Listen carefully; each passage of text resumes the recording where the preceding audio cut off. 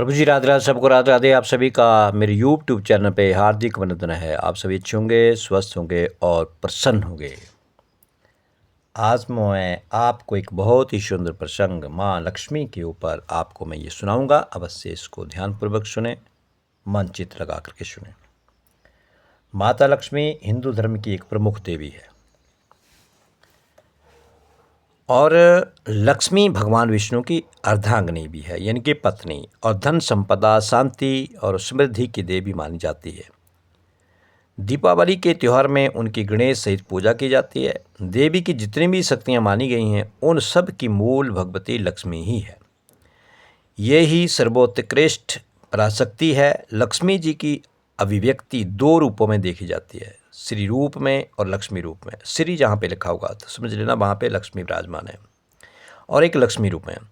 ये दो होकर भी एक ही हैं और एक होकर भी दो हैं। दोनों ही रूपों में ये भगवान विष्णु की पत्नी है। इनकी थोड़ी सी कृपा प्राप्त करके व्यक्ति वैभववान हो जाता है। भगवती लक्ष्मी कमल वन में निवास करती है, कमल पर बैठती है और हाथ में कमल ही धारण करती है। समस्त संपत्तियों की अधिष्ठात्री श्री देवी शुद्ध सत्वमयी, विकार और दोषों का यहाँ प्रवेश भी नहीं है। भगवान जब जब अवतार लेते हैं तब तब भगवती महालक्ष्मी भी अवतीर्ण होकर के उनकी प्रत्येक लीला में सुख देती है। उन्हें धन की देवी भी माना जाता है और एक नित्य लक्ष्मी जी का भजन, पूजन और लक्ष्मी जी की आरती करते हैं। इनके आविर्भाव प्रकट होने यानी कि कथा इस प्रकार से आती है, जो आप ध्यानपूर्वक सुने।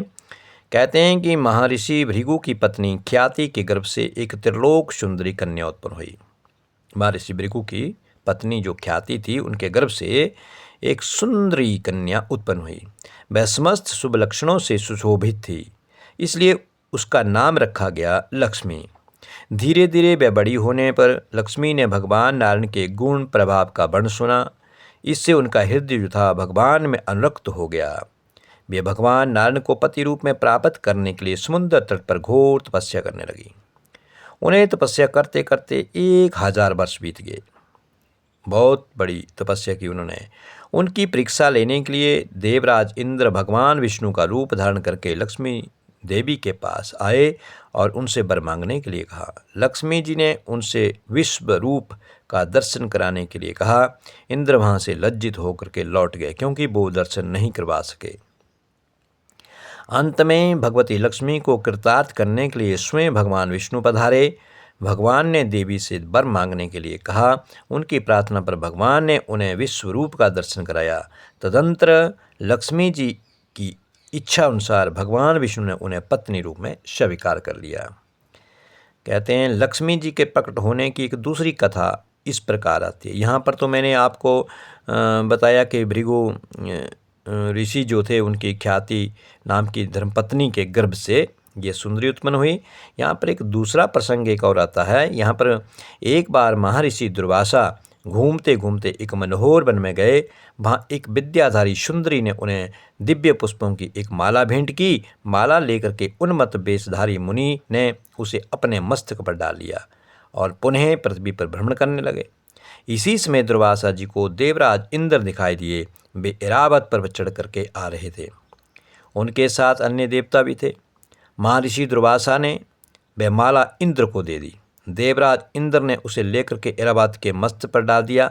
ऐरावत ने माला की तीव्र गंध से आकर्षित होकर के उसे सूंड से उतार लिया और अपने पैरों तले रौंद डाला। माला की दुर्दशा देखकर महर्षि दुर्वासा क्रोध से जल उठे और उन्होंने इंद्र को भी भ्रष्ट होने का शाप दे दिया। उस शाप के प्रभाव से इंद्र भी भ्रष्ट हो गए।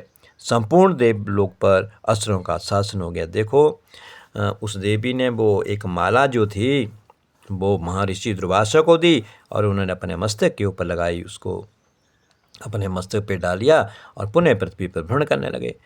इतनी देर में, जैसे मैंने आपको बताया, देवराज इंद्र जो थे ऐरावत पर्वत पर आए। अब सभी देवी देवताओं के देव हैं इंद्र, तो महर्षि दुर्वासा ने वो माला इंद्र को दे दी। चलो, देव हैं। लेकिन इंद्र ने क्या किया, उस माला को हाथी के मस्तक पर रख दिया। अब हाथी को उसकी जो सुगंध थी बहुत तीखी लगी और उन्होंने वो सूंड से उतारा और नीचे फेंक दिया, उसको कुचल दिया। अब उस माला की जो है दुर्दशा हुई। तो अब दुर्वासा ऋषि को गुस्सा आ गया और उन्होंने श्राप दे दिया। समस्त देवता जो थे वो असुरों से संत्रस्त होकर के इधर उधर भटकने लगे। ब्रह्मा जी की सलाह से सभी देवता भगवान विष्णु की शरण में गए। भगवान विष्णु ने उन लोगों को असुरों के साथ मिलकर के क्षीर सागर को मंथने की सलाह दी। भगवान की आज्ञा पाकर के देवगणों ने दैत्यों से संधि करके अमृत प्राप्ति के लिए समुद्र मंथन का कार्य आरंभ कर दिया। अब समस्त देवता असुरों से संत्रस्त तो हो गए थे। अब भगवान विष्णु की आज्ञा से उन्होंने समुद्र मंथन आरंभ किया असुरों के साथ मिलकर के। मंदराचल की मंथानी और वासुकी नाग की रस्सी बनी। भगवान विष्णु स्वयं कश्यप रूप में, कछुए के रूप में को धारण करके मंदराचल के आधार बने। इस प्रकार मंथन करने पर क्षीर सागर से क्रमशः कालकूट विष, पहले सबसे पहले विष निकला, कामधेनु गाय निकली, उच्च श्रेवा नामक अश्व निकला, एरावत हाथी, कौसुमणि, कलवृक्ष, अप्सराएं, लक्ष्मी, बारुणी, चंद्रमा, शंख, सारग, धनुष, धन्वंतरी और अमृत प्रकट हुए। अंत में क्षीर समुद्र से जब भगवती लक्ष्मी देवी प्रकट हुई तब वे खिले हुए श्वेत कलम के आसन पर विराजमान थी। उनके श्री अंगों से दिव्य कांति निकल रही थी। उनके हाथ में कमल था। लक्ष्मी जी का दर्शन करके देवता और महर्षि गण प्रसन्न हो गए। उन्होंने वैदिक श्री सूक्त का पाठ करके लक्ष्मी देवी का स्तुति किया। सबके देखते ही देखते वे भगवान विष्णु के पास चली गई। एक प्रश्न और आता है वहाँ पर भी, यानी कि समुद्र जब मंथन किया गया था तब वहाँ से लक्ष्मी देवी निकली थी, वो भगवान विष्णु को के पास वो चली गई। तब भी वो भगवान विष्णु के साथ उनकी अर्धाग्नि के रूप में रहने लगी। अब यहाँ पर माता लक्ष्मी के एक पौराणिक संदर्भ में एक कथा आती है कि एक बार लक्ष्मी ने गौ के समूह में प्रवेश किया, गाय के समूह में प्रवेश किया। गौ ने उस रूपवती का परिचय पूछा। लक्ष्मी ने बताया कि उसका सहवास सबके लिए सुखकर है तथा वह लक्ष्मी है और उसके साथ रहना चाहती है। गौ ने पहले तो लक्ष्मी को ग्रहण करना स्वीकार नहीं किया क्योंकि वह स्वभाव से ही चंचला मानी जाती है। फिर लक्ष्मी के बहुत अनुनय विनय पर उन्होंने उसे अपने गोबर तथा मूत्र में रहने की आज्ञा प्रदान की। देखो यहाँ पर ये प्रसंग भी आता है कि लक्ष्मी ने गायों के समूह में प्रवेश कर लिया और फिर कहा कि मुझे आप अपने यहाँ पे स्थान दीजिए। तो फिर गायों ने पहले तो मना किया, लेकिन बार बार लक्ष्मी के कहने पर उन गायों ने लक्ष्मी देवी को स्थान दिया, उस अपने गोमूत्र और गोबर के भीतर रहने की आज्ञा प्रदान कर दी। तो सृष्टि के आदि में राधा और कृष्ण थे।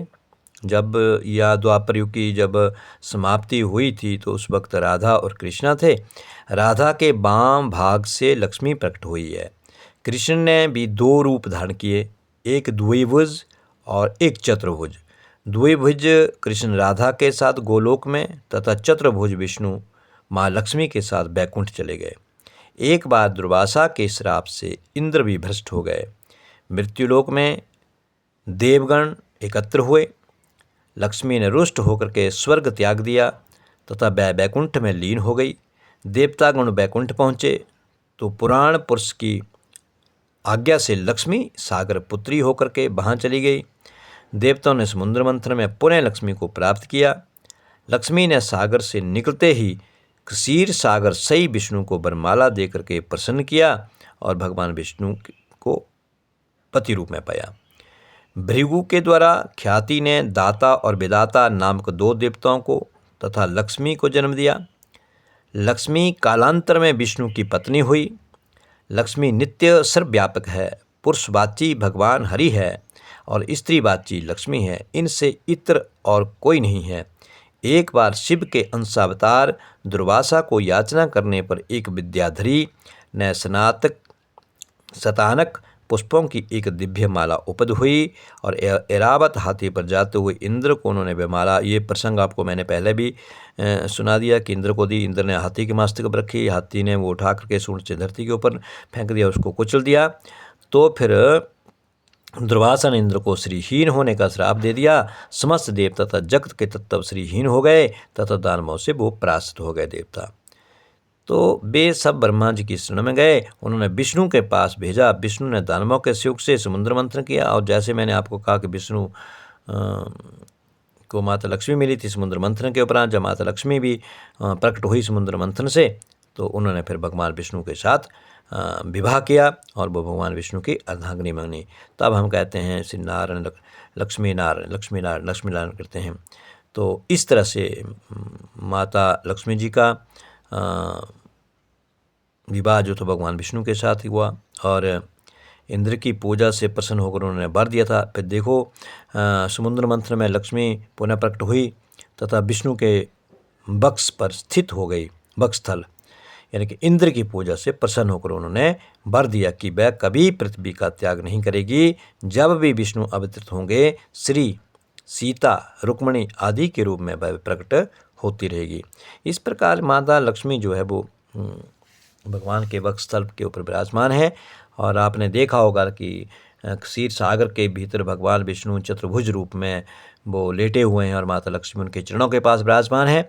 तो ये ऐसे ऐसे माता लक्ष्मी जी का प्राकट्य हुआ और वो जिसे हम एक धन की देवी के रूप में मानते हैं, लेकिन लक्ष्मी जो है वो चंचल होती है।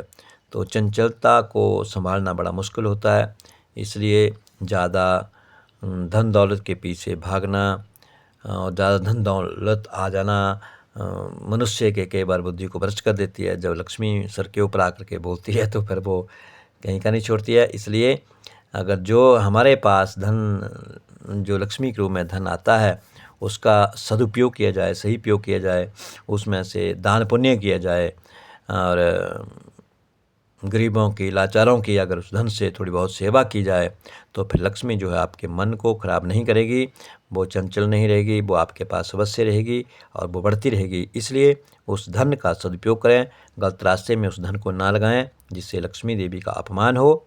जैसे हम मांस मदिरा के भीतर या दूसरे कृत्यों के भीतर, गलत कृत्यों के भीतर हम उस धन को लगा देते हैं, तो वो लक्ष्मी बेचारी वो सोचने पर मजबूर हो जाती है कि मैं किन के हाथों में पड़ गई हूँ, जो मेरा यहाँ पे सम्मान नहीं हो रहा है। इसलिए लक्ष्मी को सही जगह पर सही सदुपयोग के साथ उसको खर्चा जाए और लाचार, गरीब, अभाइज जैसे जैसे जो व्यक्ति हैं उनकी हमें सेवा करनी चाहिए, गरीबों की मदद करनी चाहिए। तभी हमारे पास जो धन है, जो लक्ष्मी रूपा है, उसका सही सदुपयोग हो सकेगा। अन्यथा तो फिर वो बुद्धि को भ्रष्ट भी कर देती है और सब कुछ मरिया मेट भी कर देती है। तो आते तो उसमें लगता है लेकिन जाते उसमें नहीं लगता। इसलिए लक्ष्मी जी का सही से उसका आदर करें, सत्कार करें और उसका सही से सदुपयोग करें। तो ये थी माता लक्ष्मी। आपको ये प्रसंग कैसा लगा? आपसे आपको इसको लाइक भी करें और मेरे चैनल को सब्सक्राइब करें। सबको राधे राधे।